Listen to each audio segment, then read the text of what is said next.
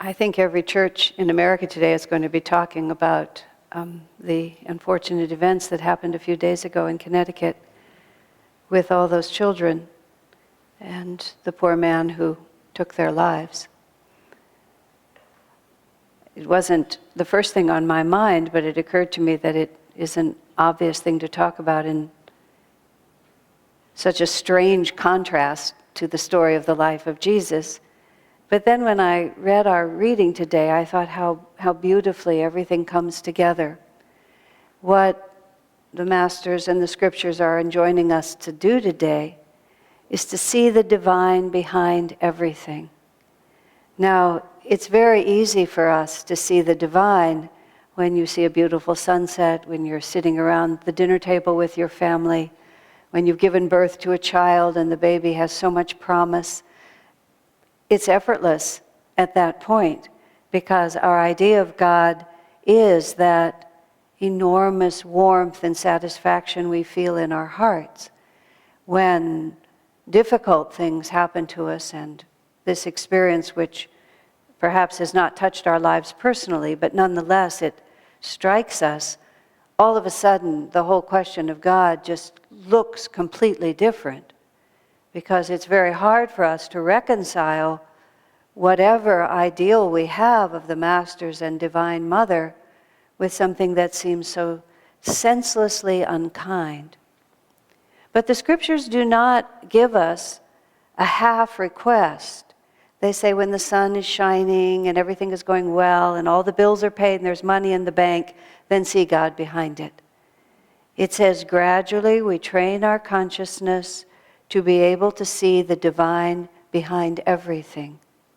And even the Bhagavad Gita, which we quote every week, is actually a conversation between Lord Krishna, the incarnation of the divine, and Arjuna, his disciple, who was in fact Yogananda in a previous life, and who was a great soul himself, but the role that he played was the disciple of Krishna.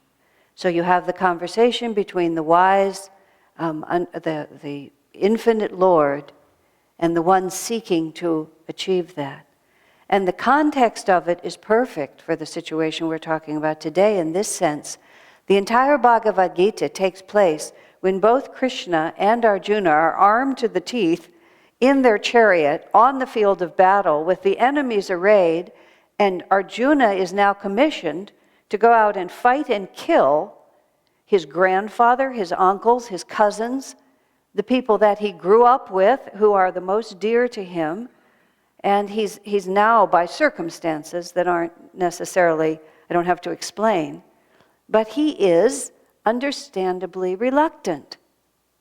And then the conversation is with Krishna himself, telling Arjuna how often in this world very great difficulties are necessary, because only by going through those realities do we get to where we're really trying to go.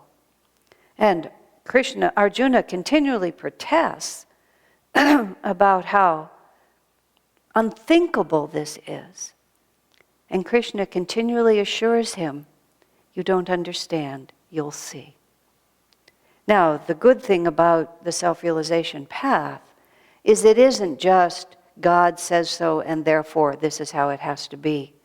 There is step by step, reason by reason, experience by experience that leads us from just an interesting idea to a completely different reality, to a completely different consciousness. Now, as part of the explosion of suffering that happened a few days ago, there was a rabbi interviewed, and that rabbi was involved with many of the families. And the obvious question that's asked, especially by worldly-minded media, is how can you believe in God in such a situation? And the rabbi answered with great humility, not pretending more wisdom than he had, but he made the simple statement, I am a man of faith. And he said, even though I have no greater understanding than anyone else as to why something like this would take place, nothing in traditional Judaism would give him an understanding of that. He said, still, I never lose the conviction that there is a higher power at work. And then he asserted his credentials, not by his divinity training, not by his position, but because he too has suffered. And he too had suffered, without illuminating it, he said, great loss. And so I begin to think and to understand, you see, and this is the key to it, and there is no way to transfer this by mere intellect. But there is a kind of faith that comes out of experience. And invariably, that experience is difficult. And whether that experience has come in this incarnation and you can remember it, or whether it's a certainty that you can't actually identify where it comes from. And in the context of self-realization, we would have to say it comes from previous incarnations. I remember very early on in my spiritual life, when I was in my 20s, I remarked to Swamiji that I have had an overwhelming compulsion from my earliest years to find a way to live that would guarantee my happiness. And my happiness I didn't define in any particular external way. And in fact, it was confusing to me, because people would tell me that I would be able to find happiness through this particular profession, this amount of money, this relationship, having your own home. And I was certain that that was complete folly. And I had no real reason for knowing that. I actually, sometimes I think the reason I was born Jewish was for one simple reason, especially right after World War II. The Jews periodically lose everything. They're either arrested, or they're persecuted, or they're thrown out of their country, or something happens, and I'm being a little light about it, which I have a right to because it's my ethnicity. But I always imagine that sooner or later it will all be taken away from you, that you'll just lose everything. So the folly of getting your happiness from position or things just seems to me like, even in itself, well, they're going to come and arrest you and it'll all be gone anyway. And I think it was useful to have that ethnic orientation, because it reinforced what I know I knew from past lives. No matter how you try to organize it, sooner or later something happens. And when I said that to Swami, I said, Swamiji, I haven't suffered at all in this life. I mean, nothing, really. It's just gone along really beautifully, but I have always had this thought. And that was when he first turned to me and said, past lives. Oh yeah, that's right. You know, when we're born again, we're born where we left off in terms of our consciousness. And our consciousness is what we understand to be real. The level of reality at which we live. Is birth and then death the end of it? My uncle, who died at the age of 95, was absolutely convinced you're snuffed out, just like that. Oh, I said, how interesting. You know, so he just believes that. There was no point in my giving him a long reasoned treatise about this and that. He simply wasn't interested. And that's why I'm saying where it can't be transferred. This is something, and I talked last week about it, it grows like a seed, from a seed to a plant to a tree. Right now, Kripa Maya gave us a little hyacinth bulb, and it's sitting in a little bit of water, and it has little roots. And I was looking at it this morning thinking, now that's a living creature in there. And there's a living creature in there that knows it's going to be a hyacinth, right? And even though right now it's this sort of crummy looking little, brown thing with these little hairy legs, it has a promise in there, and it's just working its little system as hard as it can to get to be a hyacinth. The passion of gardening just came to me suddenly. You're just, with all these little creatures, you're bringing each one of them up to its destiny. Are we so different? That when you get to the human level, and you have free will, that hyacinth really can't decide that being a sunflower is better. Or he can't decide that I really don't like living on this windowsill. I think I'll go into that apartment where they watch the news shows I like to see, you know? It doesn't have free will. It doesn't have the self-awareness to objectify its experience. It doesn't have the sophisticated consciousness to go out and make choices and see if those are good choices. But in every other way, it's very much like us, isn't it? Now, the only way to understand a moment in time is to step way outside that moment and see where that moment fits into all the other moments in time. This morning I was listening to just a snippet of Swami Kriyananda talking, and he says, free will to people seems to mean the idea that you can step completely out of this system and do something unpredictable. He said, how could even such a concept arise? It's so self-evident that we are so intertwined with each other. And the law of karma is so precise. Swamiji declares to us that, as he put it, the tie that you will choose, the shirt that you will wear on a certain day out of your closet could be predicted. Because it's an interwoven web. If you're weaving on with the warp and the woof, or whatever that's called, the warp and the woof on the loom. There, I'm trying to get all the words out. You all are trying to help me, okay? Which I appreciate. It's just going to go a certain way. You see if you go to India and you see them weaving the rugs, which are so complex, they're way up here, but it's going to manifest even though it hasn't. You can't separate out this thread from the entire rug, because that's the way it's all woven together. Now, we can rebel against that. The hyacinth can't, really. Doesn't have the capacity, but we do. We can say whether I like it or not, and we can become enraged, or we can become utterly, overwhelmingly discouraged. We can even try to snuff out our lives from time to time, which seems like a good idea, except it doesn't work. That's the problem with it. You know, it would be a very good solution if it worked. But if you simply, all that you can kill is this body. You can't kill your consciousness. And as soon as your body is gone, you're just there in your consciousness. And we try that. We try everything. Because we imagine that there's a solution here, because we want somehow for things to be different. And then we have the example of the masters and of the saints. And it's so confusing, in a sense, how they can just remain so optimistic and cheerful. And it really isn't because they don't know what's happening.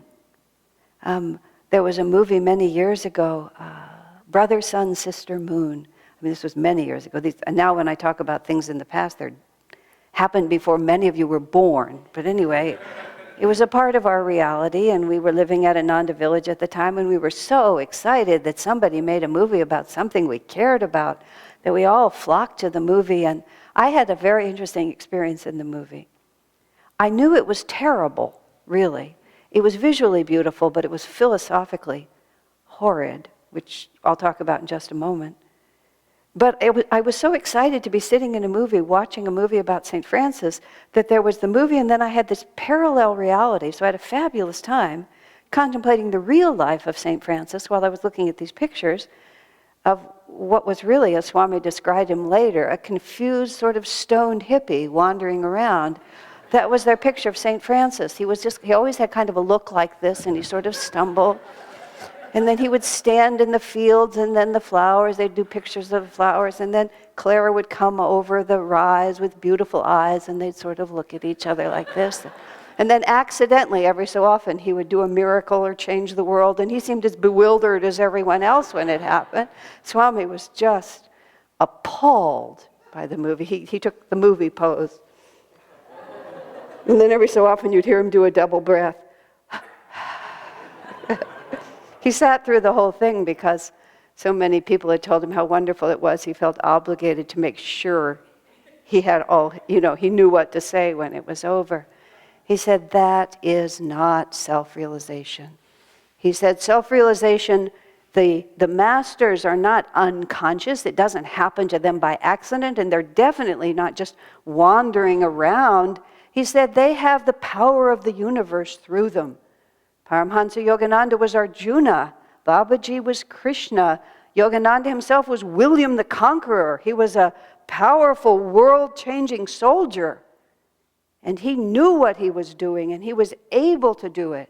And he did what God asked him to do with complete commitment and with a constant understanding of the relationship of the whole and how this amazing story transforms.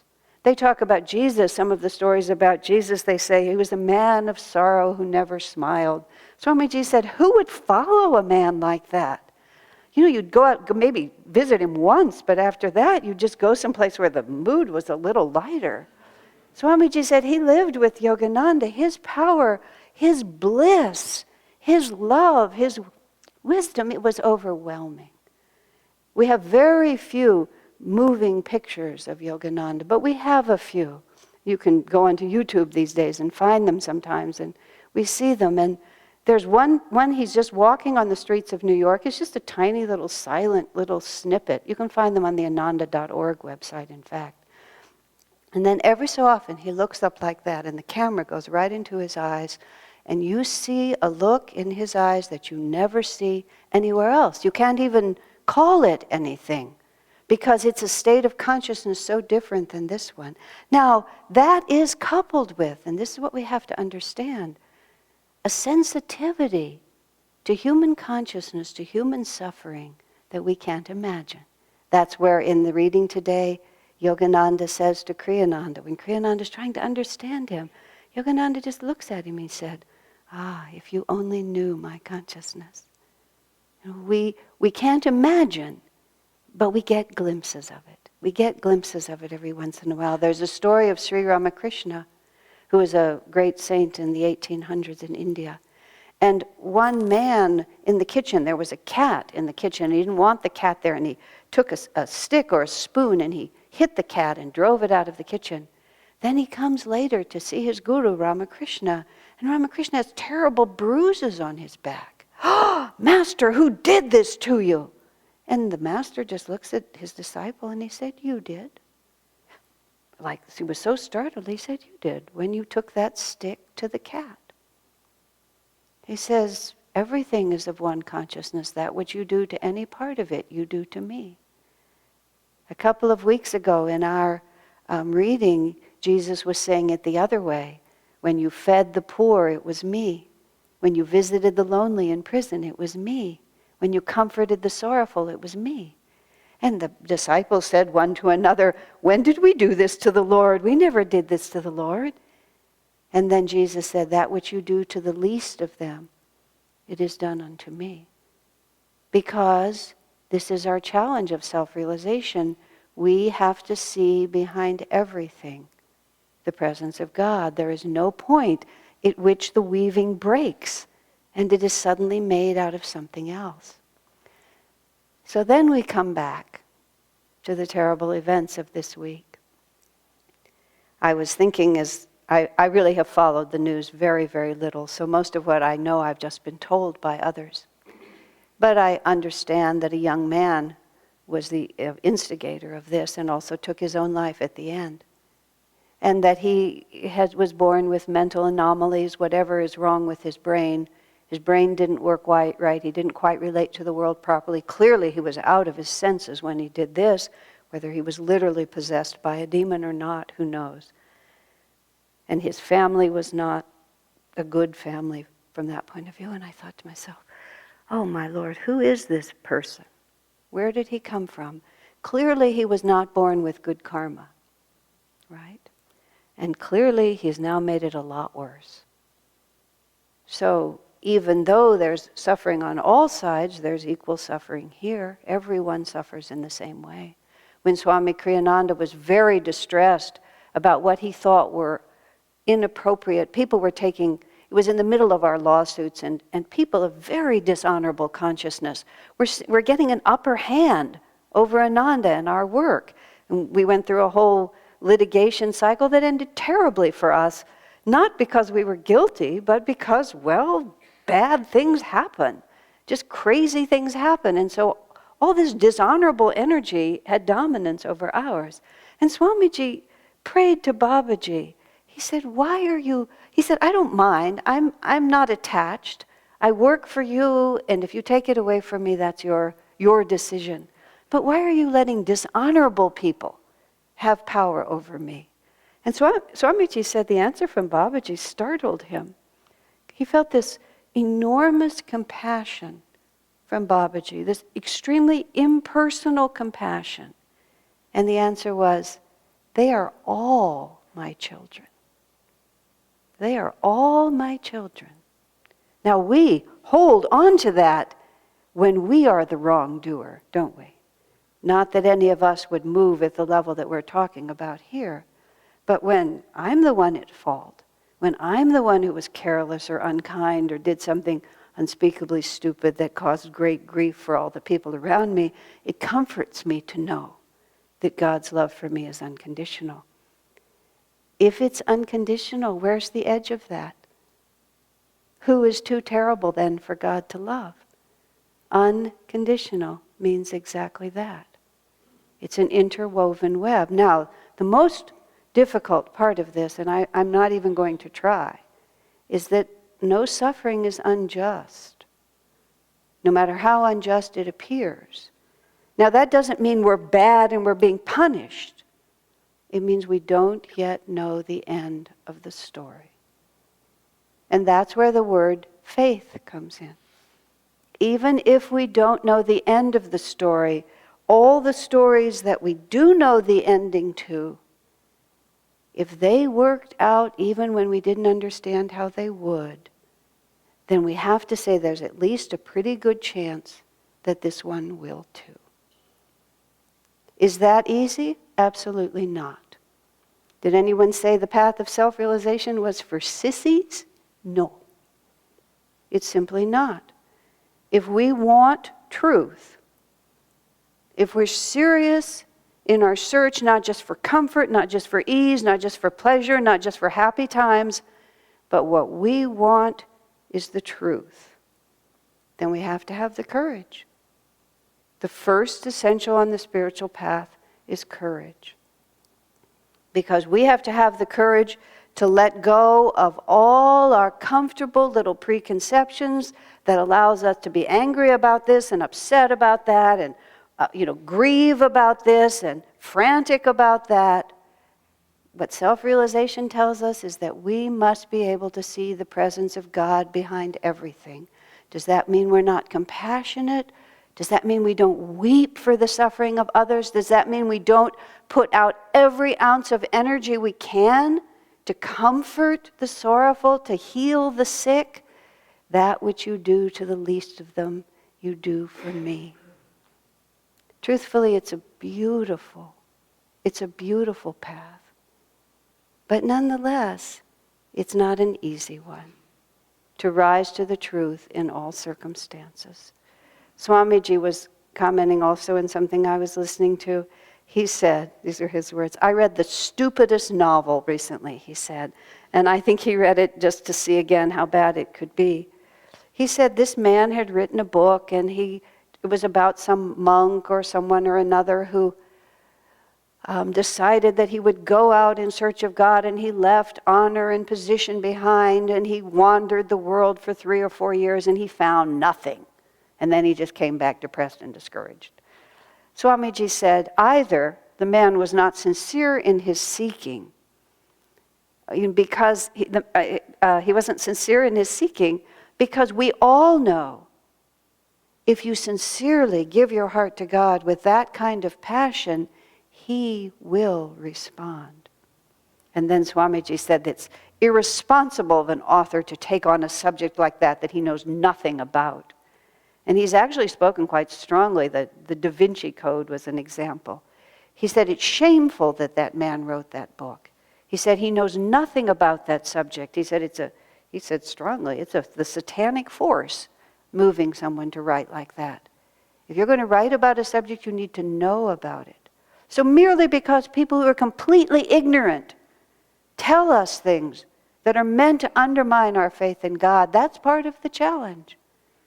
How deeply can we look from our own experience of knowing God's presence in our lives, and even in the midst, hold on to it like this? It's all about consciousness. It doesn't matter what happens to us in this world. What matters is what we become through it. And the greatest temptation in life, when we feel sorrow, is to continue in sorrow. When we feel grief, is to continue in grief. When we're discouraged, is to continue in discouragement. But the masters hold above us this completely alternative reality. Jesus Christ being crucified. Father, forgive them. They don't know what they're doing. When he's going back to Jerusalem to be arrested and to be crucified, he stands on the hill and looks at the city and he weeps. Ah, Jerusalem, Jerusalem. Again and again the Lord sends you those who will help you. He said, I would have gathered you like a mother hen gathers her chicks under her wings, but ye would have it not. Is that God's fault or is that our fault? You know, we are always, and this is the reality, we always stand between these two forces. This poor man who picked up the gun and has created, lifelong misery now for the families and many lifelong miseries for himself. He made a choice. He stood like all of us stand, but we're always making that choice. Not so dramatically, not with such terrible karmic influences, but we're still always making the same choice. We just stand between the expansive light of faith and love and the contractive light of fear, anger, grief.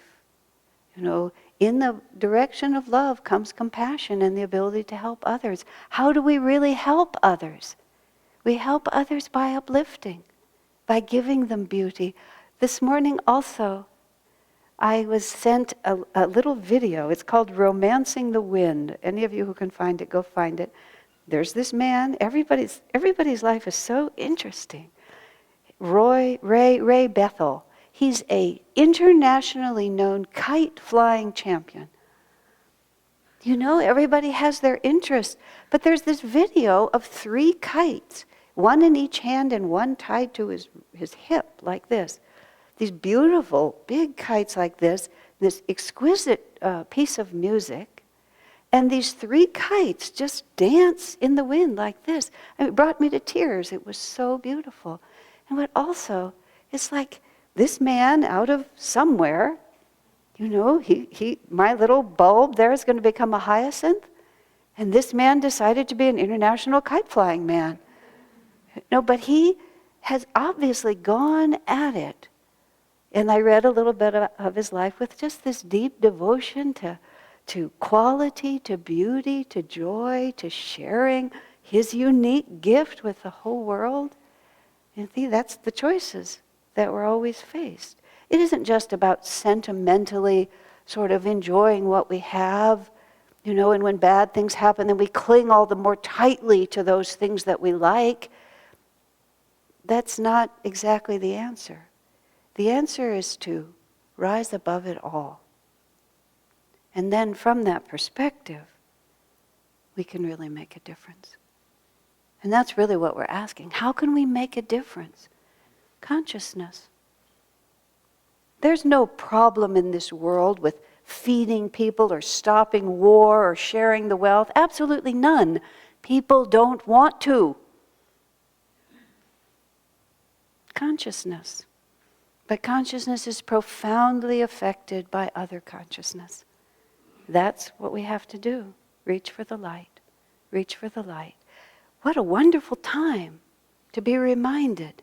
It seems like a negative moment, but at the same time it's such a positive moment. Oh, how much more powerful then is the incentive. I will be the light. I won't be merely a sentimental hope. I will be the light. God bless.